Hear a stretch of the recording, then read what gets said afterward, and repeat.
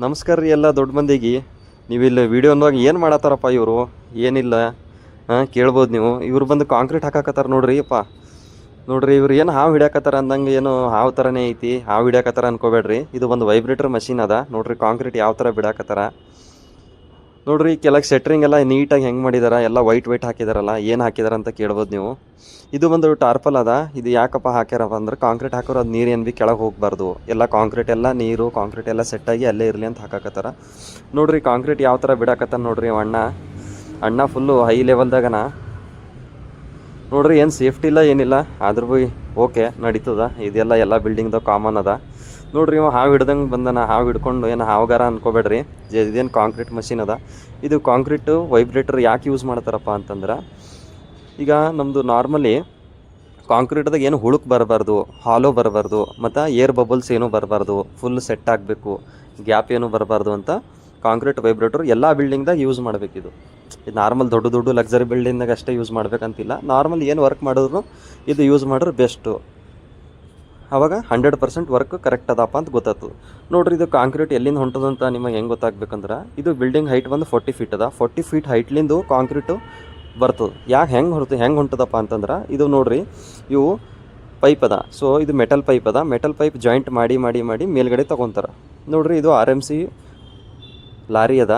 ಈ ಲಾರಿಲಿಂದ ಸೀದಾ ಒಂದು ಪಂಪ್ ಮಷಿನ್ ಬರ್ತದೆ. ಈ ಪಂಪ್ ಮಷಿನ್ ಏನು ಮಾಡ್ತದಪ್ಪ ಅಂದ್ರೆ ಅಲ್ಲಿಂದ ಪೂರ ಇದು ಸರ್ಕ್ಯುಲೇಟ್ ಮಾಡ್ತದೆ. ಸೊ ಈಗ ನೋಡ್ರಿ ಅಲ್ಲಿಂದ ಇಲ್ಲಿ ಪಂಪ್ ಮಾಡ್ತದೆ.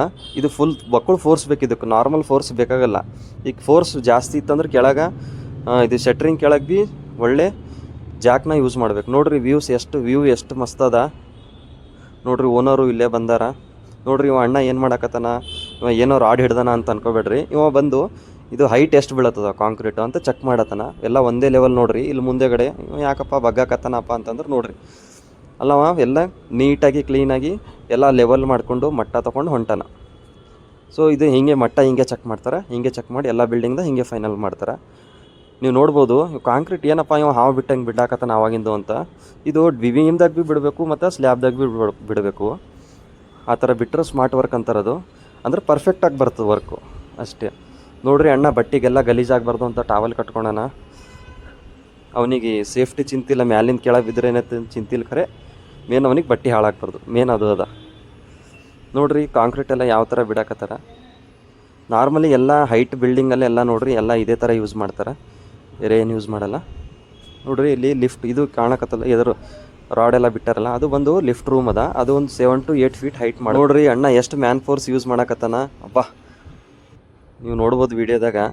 ಇವ ಏನು ಹಿಂಗೆಲ್ಲ ವರ್ಕ್ ಮಾಡ್ತಾರೆ ನಿಮ್ಮ ಲೇಬರ್ಸು ಅಂತ. ಏನಿಲ್ಲ ರೀ, ಮನೆ ಮಠ ಎಲ್ಲ ಬಿಟ್ಟು ಬಂದ ಮೇಲೆ ಎಲ್ಲ ಕೆಲಸ ಮಾಡಬೇಕು, ಎಲ್ಲರೂ ದುಡಿಬೇಕು. ಎಲ್ಲರೂ ಅದಕ್ಕೆ ಬಂದಿದೆ ಬೆಂಗಳೂರಿಗೆ. ಓಕೆ, ಅದಂತೂ ಎಲ್ಲರದು ಡೈಲಿ ಮುಂಜಾನೆ ಎದ್ರು ಭೀ ಅದೇ ಇರ್ತದೆ, ರಾತ್ರಿ ಮಕ್ಕೊಂಡ್ರೂ ಅದೇ ಕೆಲಸ ಇರ್ತದೆ.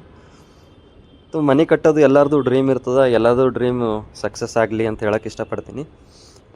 ವಿಡಿಯೋ ಇಷ್ಟ ಆದ್ರೆ ಲೈಕ್ ಮಾಡಿರಿ, ಕಮೆಂಟ್ ಮಾಡಿರಿ, ಸಬ್ಸ್ಕ್ರೈಬ್ ಮಾಡಿರಿ.